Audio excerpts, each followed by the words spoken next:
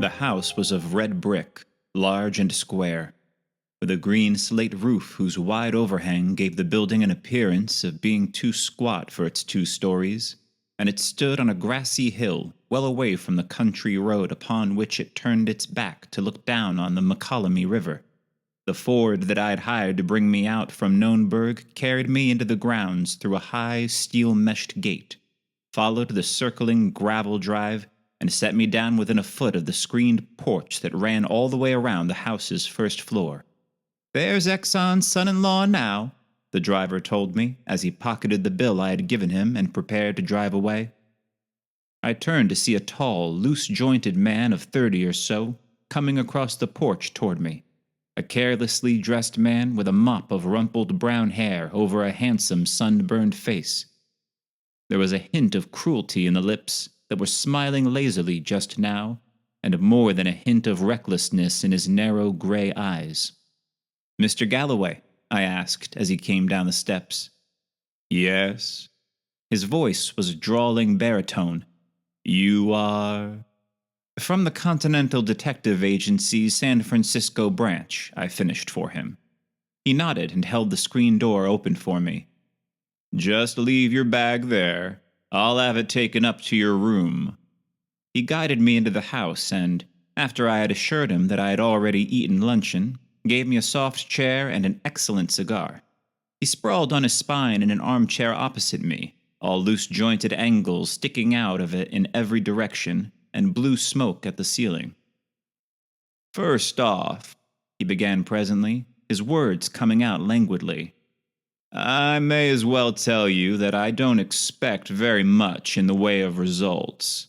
I sent for you more for the soothing effect of your presence on the household than because I expect you to do anything. I don't believe there's anything to do. However, I'm not a detective. I may be wrong. You may find out all sorts of more or less important things.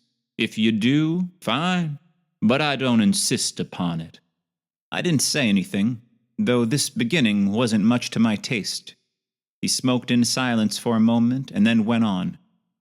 "My father-in-law, Talbert Exon, is a man of 57 and ordinarily a tough, hard, active, and fiery old devil. But just now he's recovering from a rather serious attack of pneumonia, which has taken most of the starch out of him. He hasn't been able to leave his bed yet, and Dr. Wrench hopes to keep him on his back for at least another week. The old man has a room on the 2nd floor, the front right-hand corner room, just over where we are sitting. His nurse, Miss Kaywood, occupies the next room, and there is a connecting door between. My room is the other front one, just across the hall from the old man's, and my wife's bedroom is next to mine, across the hall from the nurse's. I'll show you around later. I just want to make the situation clear. Last night, or rather this morning, at about 1:30, somebody shot at Exon while he was sleeping, and missed. The bullet went into the frame of the door that leads to the nurse's room, about 6 inches above his body as he lay in bed. The course the bullet took in the woodwork would indicate that it had been fired from one of the windows, either through it or from just inside. Exon woke up, of course, but he saw nobody. The rest of us, my wife, Miss Kaywood, the Figs, and myself, were also awakened by the shot. We all rushed into his room, and we saw nothing either. There's no doubt that whoever fired it left by the window. Otherwise, some of us would have seen him. We came from every other direction. However, we found nobody on the grounds, and no traces of anybody." "Who are the Figs? And who else is there on the place besides you and your wife, Mr. Exon and his nurse?" "The Figs are Adam and Emma. She's the housekeeper, and he's a sort of handyman about the place. Their room is in the extreme rear, on the 2nd floor. Besides them, there's Gong Lim, the cook, who sleeps in a little room near the kitchen, and the 3 farmhands. Joe Natera and Felipe Fidelia are Italians and have been here for more than 2 years. Jesus Mesa, a Mexican, has been here a year or longer. The farmhands sleep in a little house near the barns. I think, if my opinion is of any value, that none of these people had anything to do with the shooting. Did you dig the bullet out of the door frame? Yes, Shand, the deputy sheriff at Knownburg, dug it out. He says it's a .38 caliber bullet. Any guns of that caliber in the house? No. A .22 and my .44, which I keep in the car, are the only pistols on the place. Then there are 2 shotguns and a .30-30 rifle. Shand made a thorough search and found nothing else in the way of firearms. What does Mr. Exon say? Not much of anything, except that if we'll put a gun in bed with him, he'll manage to take care of himself without bothering any policemen or detectives. I don't know whether he knows who shot at him or not. He's a close-mouthed old devil. From what I know of him, I imagine there are quite a few men who would think themselves justified in killing him. He was, I understand, far from being a lily in his youth, or in his mature years either, for that matter. Anything definite you know, or are you guessing?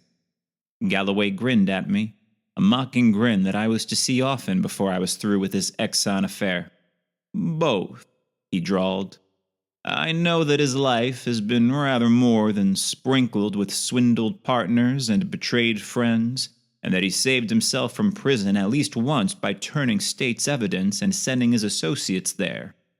And I know that his wife died under rather peculiar circumstances while heavily insured, and that he was for some time held on suspicion of having murdered her, but was finally released because of a lack of evidence against him. Those, I understand, are fair samples of the old boy's normal behavior, so there may be any number of people gunning for him. Suppose you give me a list of all the names you know of enemies he's made, and I'll have them checked up. The names I could give you would be only a few of many, and it might take you months to check up those few. It isn't my intention to go to all that trouble and expense. As I told you, I'm not insisting upon results. My wife is very nervous, and for some peculiar reason she seems to like the old man. So to soothe her, I agreed to employ a private detective when she asked me to. My idea is that you hang around for a couple of days until things quiet down and she feels safe again. Meanwhile, if you should stumble upon anything, go to it. If you don't, well and good. My face must have shown something of what I was thinking, for his eyes twinkled and he chuckled. Don't, please, he drawled. Get the idea that you aren't to find my father-in-law's would-be assassin if you wish to. You're to have a free hand. Go as far as you like, except that I want you to be around this place as much as possible, so my wife will see you and feel that we're being adequately protected. Beyond that, I don't care what you do. You can apprehend criminals by the carload. As you may have gathered by now, I'm not exactly in love with my wife's father, and he's no more fond of me. To be frank, if hating weren't such an effort, I think I should hate the old devil. But if you want to, and can, catch the man who shot at him, I'd be glad to have you do it. But, all right, I said. I don't like this job much, but since I'm up here, I'll take it on. But remember, I'm trying all the time. Sincerity and earnestness. He showed his teeth in a sardonic smile as we got to our feet. Are very praiseworthy traits. So I hear, I growled shortly. Now let's take a look at Mr. Exon's room. Galloway's wife and the nurse were with the invalid, but I examined the room before I asked the occupants any questions. It was a large room, with 3 wide windows opening over the porch, and 2 doors, one of which gave to the hall, and the other to the adjoining room occupied by the nurse. This door stood open, with a green Japanese screen across it, and, I was told, was left that way at night, so that the nurse could hear readily if her patient was restless or if he wanted attention. A man standing on the slate roof of the porch, I found, could have easily leaned across one of the window sills, if he did not care to step over it into the room, and fired at the man in his bed. To get from the ground to the porch roof would have required but little effort, and the descent would be still easier. He could slide down the roof, let himself go feet first over the edge, checking his speed with hands and arms spread out on the slate, and drop down to the gravel drive. No trick at all, either coming or going. The windows were unscreened. The sick man's bed stood just beside the connecting doorway between his room and the nurse's, which, when he was lying down, placed him between the doorway and the window from which the shot had been fired. Outside, within long rifle range, there was no building, tree, or eminence of any character from which the bullet that had been dug out of the doorframe could have been fired. I turned from the room to the occupants, questioning the invalid first. He had been a raw-boned man of considerable size in his health, but now he was wasted and stringy and dead white. His face was thin and hollow, small beady eyes crowded together against the thin bridge of his nose. His mouth was a colorless gash above a bony, projecting chin. His statement was a marvel of petulant conciseness.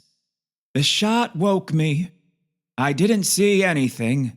I don't know anything. I've got 1,000,000 enemies, most of whose names I can't remember." He jerked this out crossly, turned his face away, closed his eyes, and refused to speak again. Mrs. Galloway and the nurse followed me into the latter's room, where I questioned them. They were of as opposite types as you could find anywhere, and between them there was a certain coolness, an unmistakable hostility, which I was able to account for later in the day. Mrs. Galloway was perhaps 5 years older than her husband, dark, strikingly beautiful in a statuesque way, with a worried look in her dark eyes that was particularly noticeable when those eyes rested on her husband. There was no doubt that she was very much in love with him, and the anxiety that showed in her eyes at times, the pains she took to please him in each slight thing during my stay at the Exon house, convinced me that she struggled always with the fear that she was about to lose him. Mrs. Galloway could add nothing to what her husband had told me. She had been awakened by the shot, had run to her father's room, had seen nothing, knew nothing, suspected nothing. The nurse, Barbara Kaywood was her name, told the same story in almost the same words. She had jumped out of bed when awakened by the shot, pushed the screen away from the connecting doorway, and rushed into her patient's room. She was the first one to arrive there, and she had seen nothing but the old man sitting up in bed, shaking his feeble fists at the window. This Barbara Kaywood was a girl of 21 or 2, and just the sort that a man would pick to help him get well. A girl of little under the average height, with an erect figure wherein slimness and roundness got an even break under the stiff white of her uniform, with soft golden hair above a face that was certainly made to be looked at, but she was businesslike and had an air of efficiency for all her prettiness. From the nurse's room, Galloway led me to the kitchen, where I questioned the Chinese cook. Gong Lim was a sad-faced Oriental whose ever-present smile somehow made him look more gloomy than ever, and he bowed and smiled and yes-yes'd me from start to finish, and told me nothing. Adam and Emma Figg, thin and stout respectively, and both rheumatic, entertained a wide variety of suspicions directed at the cook and the farmhands individually and collectively, flitting momentarily from one to the other. They had nothing upon which to base these suspicions, however, except their firm belief that nearly all crimes of violence were committed by foreigners. The farmhands, 2 smiling, middle-aged, and heavily mustached Italians, and a soft-eyed Mexican youth, I found in one of the fields. I talked to them for nearly 2 hours, and I left with a reasonable amount of assurance that none of the 3 had had any part in the shooting. Dr. Wrench had just come down from a visit to his patient when Galloway and I returned from the fields. He was a little, wizened old man with mild manners and eyes, and a wonderful growth of hair on head, brows, cheeks, lips, chin, and nostrils.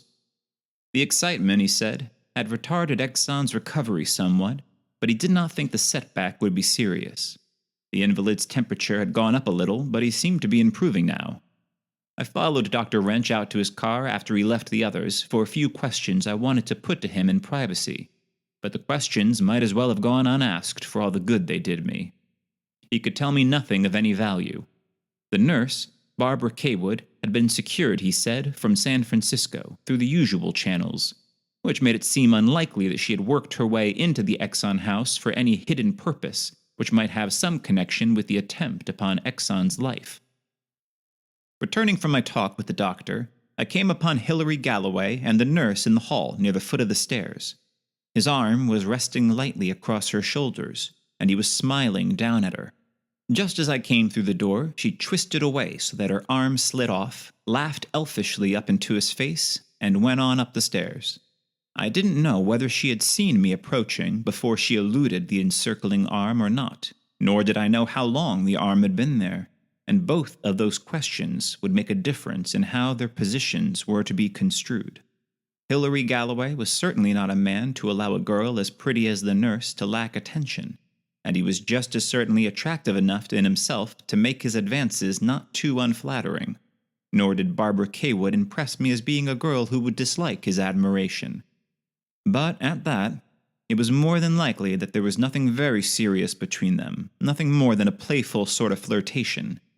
But no matter what this situation might be in that quarter, it didn't have any direct bearing upon the shooting, none that I could see anyway. But I understood now the strained relations between the nurse and Galloway's wife. Galloway was grinning quizzically at me while I was chasing these thoughts around in my head. "Nobody's safe with a detective around," he complained. I grinned back at him. That was the only sort of answer you could give this bird. After dinner, Galloway drove me to Knownburg in his roadster and set me down on the doorstep of the deputy sheriff's house. He offered to drive me back to the Exon house when I had finished my investigations in town, but I didn't know how long those investigations would take, so I told him I would hire a car when I was ready to return.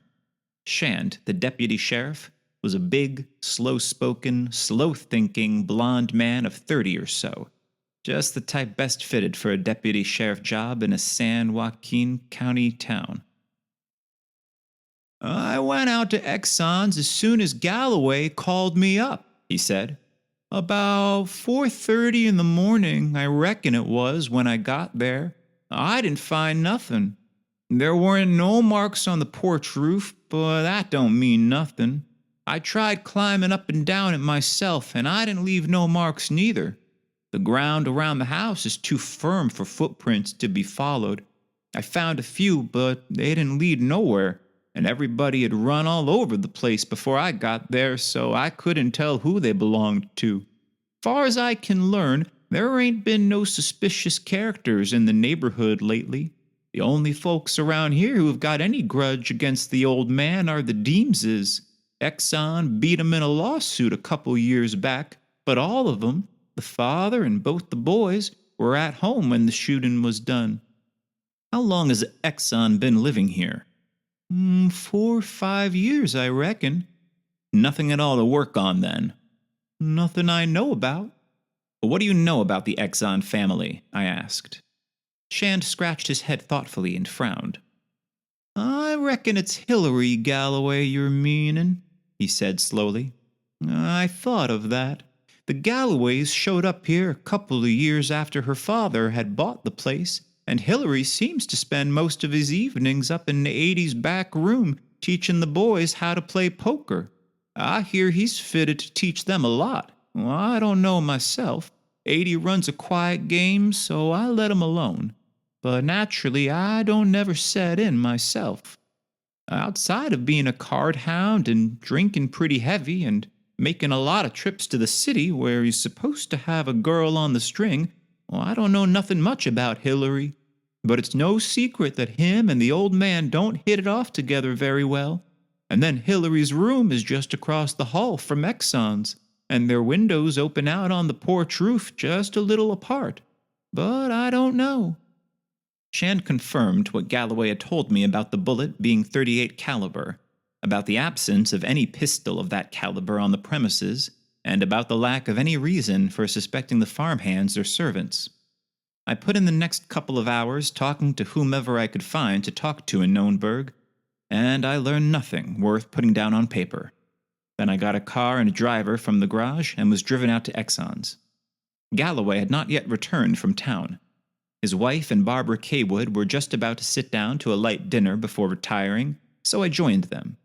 Exon, the nurse said, was asleep and had spent a quiet evening. We talked for a while until about 12:30, and then went to our rooms. My room was next to the nurse's, on the same side of the hall that divided the second story in half. I sat down and wrote my report for the day, smoked a cigar, and then, the house being quiet by this time, put a gun and a flashlight in my pockets, went downstairs and out the kitchen door. The moon was just coming up, lighting the grounds vaguely, except for the shadows cast by the house, outbuildings, and the several clumps of shrubbery. Keeping in these shadows as much as possible, I explored the grounds, finding everything as it should be. The lack of any evidence to the contrary pointed to last night's shot having been fired, either accidentally or in fright at some fancied move of Exon's, by a burglar who had been entering the sick man's room through a window. If that were so, then there wasn't one chance in 1,000 of anything happening tonight. But I felt restless and ill at ease nevertheless. Galloway's roadster was not in the garage. He had not returned from Knownburg. Beneath the farmhand's window, I paused until snores in 3 distinct keys told me that they were all safely abed. After an hour of this snooping around, I returned to the house. The luminous dial of my watch registered 2:35 as I stopped outside the Chinese cook's door to listen to his regular breathing. Upstairs, I paused at the door of the Figgs' room until my ear told me that they were sleeping. At Mrs. Galloway's door, I had to wait several minutes before she sighed and turned in bed. Barbara Kaywood was breathing deeply and strongly, with the regularity of a young animal whose sleep is without disturbing dreams. The invalid's breath came to me with the evenness of slumber and the rasping of the pneumonia convalescent. This listening tour completed, I returned to my room. Still feeling wide awake and restless, I pulled a chair up to a window and sat looking at the moonlight on the river which twisted just below the house so as to be visible from this side, smoking another cigar and turning things over in my mind, to no great advantage. Outside, there was no sound. Suddenly, down the hall, came the heavy explosion of a gun being fired indoors. I threw myself across the room and out into the hall. A woman's voice filled the house with its shriek, high, frenzied. Barbara Kaywood's door was unlocked when I reached it. I slammed it open. By the light of the moonbeams that slanted past her window, I saw her sitting upright in the center of her bed. She wasn't beautiful now. Her face was twisted with terror. The scream was just dying in her throat. All this I got in the flash of time that it took me to put a running foot across her sill. Then another shot crashed out, in Exon's room. The girl's face jerked up, so abruptly that it seemed her neck must snap. She clutched both hands to her breast and fell face down among the bedclothes. I don't know whether I went through, over, or around the screen that stood in the connecting doorway. I was circling Exon's bed. He lay on the floor on his side, facing a window. I jumped over him, leaned out the window. In the yard that was bright now under the moon, nothing moved. There was no sound of flight. Presently, while my eyes still searched the surrounding country, the farmhands in their underwear came running barefooted from the direction of their quarters. I called down to them, stationing them at points of vantage. Meanwhile, behind me, Gong Lim and Adam Figg had put Exon back in his bed, while Mrs. Galloway and Emma Figg tried to check the blood that spurted from a hole in Barbara Kaywood's side. I sent Adam Figg to the telephone to wake the doctor and the deputy sheriff, and then I hurried down to the grounds. Stepping out of the door, I came face to face with Hilary Galloway, coming from the direction of the garage. His face was flushed, and his breath was eloquent of the refreshments that had accompanied the game in 80's back room, but his step was steady enough, and his smile was as lazy as ever. "What's the excitement?" he asked. "Same as last night. Meet anybody on the road, or see anybody leaving here?" "No." "All right. Get in that bus of yours and bum up the road in the other direction. Stop anybody you meet going away from here or who looks wrong. Got a gun?" He spun on his heel with nothing of indolence. "One in my car," he called as he broke into a run. The farmhands still at their posts, I combed the grounds from east to west and from north to south. I realized that I was spoiling my chance of finding footprints when it would be light enough to see them, but I was banking on the man I wanted still being close at hand. And then Shand had told me that the ground was unfavorable for tracing prints anyway. On the gravel drive in front of the house, I found the pistol from which the shots had been fired, a cheap .38 caliber revolver, slightly rusty, smelling freshly of burned powder, with 3 empty shells and 3 that had not been fired in it. Besides that, I found nothing. The murderer, from what I had seen of the hole in the girl's side, I called him that, had vanished. Shand and Dr. Wrench arrived together just as I was finishing my fruitless search. A little later, Hilary Galloway came back, empty-handed. Breakfast that morning was a melancholy meal, except to Hilary Galloway. He refrained from jesting openly about the night's excitement, but his eyes twinkled whenever they met mine, and I knew he thought it a tremendously good joke for the shooting to have taken place right under my nose. During his wife's presence at the table, however, he was almost grave, as if not to offend her. Mrs. Galloway left the table shortly, and Dr. Wrench joined us. He said that both of his patients were in as good shape as could be expected, and he thought both would recover. The bullet had barely grazed the girl's ribs and breastbone, going through the flesh and muscles of her chest, in on the right side and out again on the left. Except for the shock and the loss of blood, she wasn't in danger, although unconscious. Exon was sleeping, the doctor said, so Shand and I crept up into his room to examine it. The first bullet had gone into the doorframe, about 4 inches above the one that had been fired the night before. The second bullet had pierced the Japanese screen, and, after passing through the girl, had lodged in the plaster of the wall. We dug out both bullets. They were of .38 caliber. Both had apparently been fired from the vicinity of one of the windows, either just inside or just outside. Shand and I grilled the Chinese cook, the farm hands, and the figs unmercifully that day, but they came through it standing up. There was nothing to fix the shooting on any of them. And all day long, that damned Hilary Galloway followed me from pillar to post, with a mocking glint in his eyes that said plainer than words, "I'm the logical suspect. Why don't you put me through your little 3rd degree?" But I grinned back and asked him nothing. Shand had to go to town that afternoon.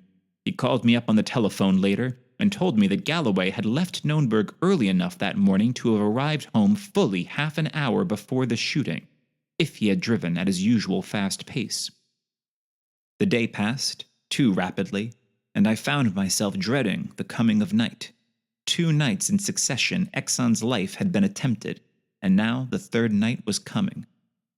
At dinner, Hilary Galloway announced that he was going to stay home this evening.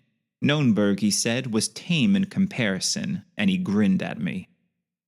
Dr. Wrench left after the meal, saying that he would return as soon as possible, but that he had 2 patients on the other side of town whom he must visit. Barbara Kaywood had returned to consciousness, but had been extremely hysterical, and the doctor had given her an opiate. She was asleep now. Exon was resting easily, except for a high temperature. I went up to Exon's room for a few minutes after the meal and tried him out with a gentle question or two, but he refused to answer them, and he was too sick for me to press him. He asked how the girl was. "The doc says she's in no particular danger, just loss of blood and shock. If she doesn't rip her bandages off and bleed to death in one of her hysterical spells, he says he'll have her on her feet in a couple of weeks." Mrs. Galloway came in then, and I went downstairs again, where I was seized by Galloway, who insisted with bantering gravity that I tell him about some of the mysteries I had solved. He was enjoying my discomfort to the limit. He kidded me for about an hour and had me burning up inside, but I managed to grin back with a fair pretense of indifference. When his wife joined us presently, saying that both of the invalids were sleeping, I made my escape from her tormenting husband, saying that I had some writing to do. But I didn't go to my room. Instead, I crept stealthily into the girl's room, crossed to a clothes press that I had noted earlier in the day, and planted myself in it. By leaving the door open the least fraction of an inch, I could see through the connecting doorway, from which the screen had been removed, across Exon's bed, and out of the window from which 3 bullets had already come, and the Lord only knew what else might come. Time passed, and I was stiff from standing still, but I had expected that.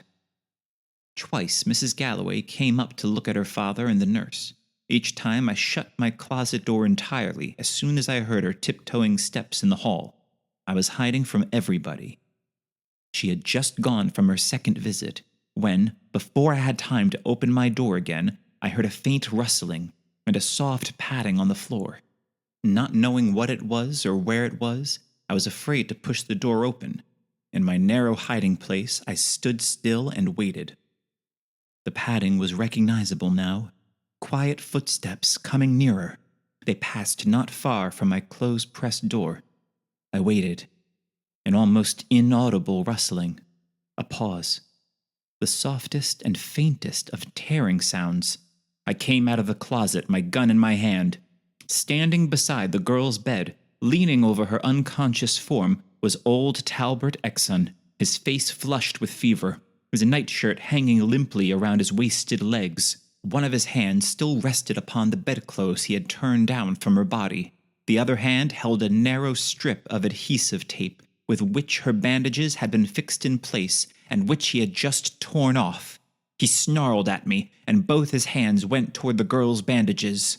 The crazy, feverish glare of his eyes told me that the threat of the gun in my hand meant nothing to him. I jumped to his side, plucked his hands aside, picked him up in my arms, and carried him, kicking, clawing, and swearing, back to his bed. Then I called the others. Hillary, Galloway, Shand, who had come out from town again, and I sat over coffee and cigarettes in the kitchen, while the rest of the household helped Dr. Wrench battle for Exon's life. The old man had gone through enough excitement in the last 3 days to kill a healthy man, let alone a pneumonia convalescent. But why should the old devil want to kill her? Galloway asked me. Search me, I confessed, a little testily perhaps. I don't know why he wanted to kill her, but it's a cinch that he did. The gun was found just about where he could have thrown it when he heard me coming. I was in the girl's room when she was shot, and I got to Exon's window without wasting much time, and I saw nothing. You yourself, driving home from Knownburg and arriving here right after the shooting, didn't see anybody leave by the road, and I'll take an oath that nobody could have left in any other direction without either one of the farmhands or me seeing them. And then, tonight, I told Exon that the girl would recover if she didn't tear off her bandages, which, well, true enough, gave him the idea that she had been trying to tear them off. And from that he built up a plan of tearing them off himself, knowing that she had been given an opiate, perhaps, and thinking that everybody would believe she had torn them off herself, and he was putting that plan into execution, had torn off one piece of tape when I stopped him. He shot her intentionally, and that's flat. Maybe I couldn't prove it in court without knowing why, but I know he did. But the doc says he'll hardly live to be tried. He killed himself trying to kill the girl. Maybe you're right, Galloway's mocking grin flashed at me. But you're a hell of a detective. Why didn't you suspect me? I did, I grinned back, but not enough. Why not? You may be making a mistake, he drawled.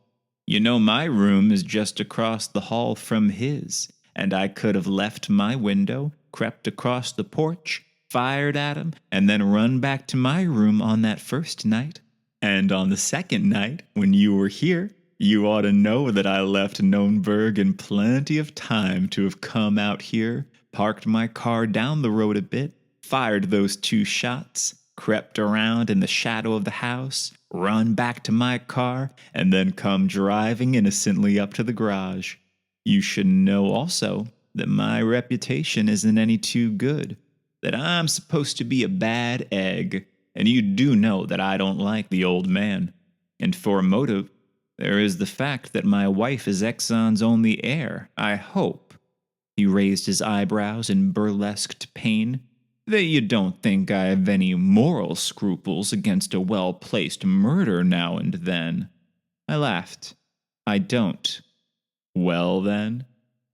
If Exon had been killed that first night, and I'd come up here, you'd be doing your joking behind bars long before this. And if he'd been killed the second night, even, I might have grabbed you. But I don't figure you as a man who'd bungle so easy a job, not twice, anyway. You wouldn't have missed, and then run away, leaving him alive. He shook my hand gravely. It is comforting to have one's few virtues appreciated. Before Talbert Exon died, he sent for me. He wanted to die, he said, with his curiosity appeased. And so we traded information. I told him how I had come to suspect him, and he told me why he had tried to kill Barbara Kaywood. 14 years ago, he had killed his wife, not for the insurance, as he had been suspected of doing, but in a fit of jealousy. However, he had so thoroughly covered up the proofs of his guilt that he had never been brought to trial, but the murder had weighed upon him to the extent of becoming an obsession. He knew that he would never give himself away consciously. He was too shrewd for that, and he knew that proof of his guilt could never be found. But there was always the chance that sometime, in delirium, in his sleep, or when drunk, he might tell enough to bring him to the gallows. He thought upon this angle too often, until it became a morbid fear that always hounded him. He had given up drinking, that was easy, but there was no way of guarding against the other things. And one of them, he said, had finally happened. He had got pneumonia, and for a week he had been out of his head, and he had talked. Coming out of that week's delirium, he had questioned the nurse. She had given him vague answers, wouldn't tell him what he had talked about and what he had said. And then, in unguarded moments, he had discovered that her eyes rested upon him with loathing, with intense repulsion. He knew then that he had babbled of his wife's murder, and he set about laying plans for removing the nurse before she repeated what she had heard. For as long as she remained in his house, he counted himself safe. She wouldn't tell strangers, and it might be that for a while she wouldn't tell anyone. Professional ethics would keep her quiet, perhaps, but he could not let her leave his house with her knowledge of his secret. Daily, and in secret, he had tested his strength until he knew himself strong enough to walk about the room a little and to hold a revolver steady. His bed was fortunately placed for his purpose, directly in line with one of the windows, the connecting door, and the girl's bed. In an old bond box in his closet, and nobody but he had ever seen the things in that box, was a revolver that could not possibly be traced to him. On the first night he had taken the gun out, stepped back from his bed a little, and fired a bullet into the doorframe. Then he had jumped back into bed, concealing the gun under the blankets, where none thought to look for it, until he could return it to its box. That was all the preparation he had needed. He had established an attempted murder directed against himself, and he had shown that a bullet fired at him could easily go near, and therefore through, the connecting doorway. On the second night, he had waited until the house had seemed quiet. Then he had peeped through one of the cracks in the Japanese screen at the girl, whom he could see in the reflected light from the moon. He had found, though, that when he stepped far enough back from the screen for it to escape powder marks, he could not see the girl, not while she was lying down. So he had fired first into the doorframe, near the previous night's bullet, to awaken her. She had sat up in bed immediately, screaming, and he had shot her. He had intended firing another shot into her body to make sure of her death, but my approach had made that impossible, and had made concealment of the gun impossible. So with what strength he had left, he had thrown the revolver out of the window. He died that afternoon, and I returned to San Francisco. But that was not quite the end of the story. In the ordinary course of business, the agency's bookkeeping department sent Galloway a bill for my services. With the check that he sent by return mail, he enclosed a letter to me from which I quote a paragraph. I don't want to let you miss the cream of the whole affair. The lovely Kaywood, when she recovered, denied that Exon had talked of murder or any other crime during his delirium. The cause of the distaste with which she might have looked at him afterward, and the reason she would not tell him what he had said, was that his entire conversation during that week of delirium had consisted of an uninterrupted stream of obscenities and blasphemies, which seemed to have shocked the girl through and through.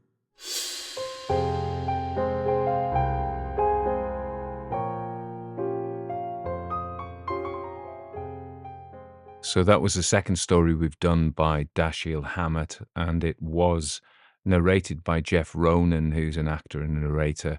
And I'm going to include some links to his, and if you look in the show notes, you'll find his his website, and it'll have some videos on it. Well, it does. I'm just looking at it now, and contacts and press and all that kind of thing. So I got him because I went on a site called Backstage and kind of did some auditions for American males who could do the detective vibe, the hard boiled detective vibe, and out of many people, he was one of the ones I selected. Dashiell Hammett, of course, was one of the three great of the American hard-boiled detective series, the others being Raymond Chandler and James M. Cain. Um, Dashiell Hammett's stories, he's most famous for the Maltese Falcon. I'll say something a bit more about him right now. Okay, get ready. Here we go. So this isn't the first time we've done a Dashiell Hammett story, but let's just repeat the biogs in case you haven't heard that one. So Dashiell Hammett was born on May 27th, 1894 in St. Mary's County, Maryland. And he was an American author renowned for his significant contributions to the hard-boiled detective fiction genre.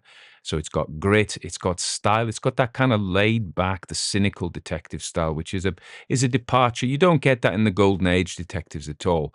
And you don't get in, I don't think you get that in the British detectives either. That kind of just, these guys, although in this case he's not done it, but Sam Spade certainly, hard drinking, cynical. Of course, he's most famous. The two most famous characters are this one, the Continental Op, and Sam Spade. He's Dashiell Hammett, of course, is most famous for the Maltese Falcon, 1930. It made probably, well, I don't know whether it was Humphrey Bogart and the movie that made the Maltese Falcon. I think Hammett was pretty famous anyway. One of the greatest detective novels ever written. Cynical, hard-drinking private investigator, and the idea that they're not police. One thing you get from a lot of the detective stories until latter days when we get police procedurals and the actual detective is employed by the police force. But from Sherlock Holmes and Miss Marple and the Continental Op, at least the Continental Op is getting paid. I always worry about those detectives. Are they so wealthy that I think that was maybe a thing in the Victorian times that a gentleman or a gentle lady didn't need to work. But these guys, Dashiell Hammett and the other hardboileds they're working men. They're doing it. They probably wouldn't do the job. Well, first of all, they wouldn't do the job if they didn't get paid initially, but they become so soaked in that they couldn't do anything else now, really, could they? And we know they're not gonna live to enjoy their pension, really, even though it's not said. These kind of people don't. Funnily enough, I, in my time, have worked with the police. I've never been a police officer, but I've worked a lot with the police through the mental health side of things.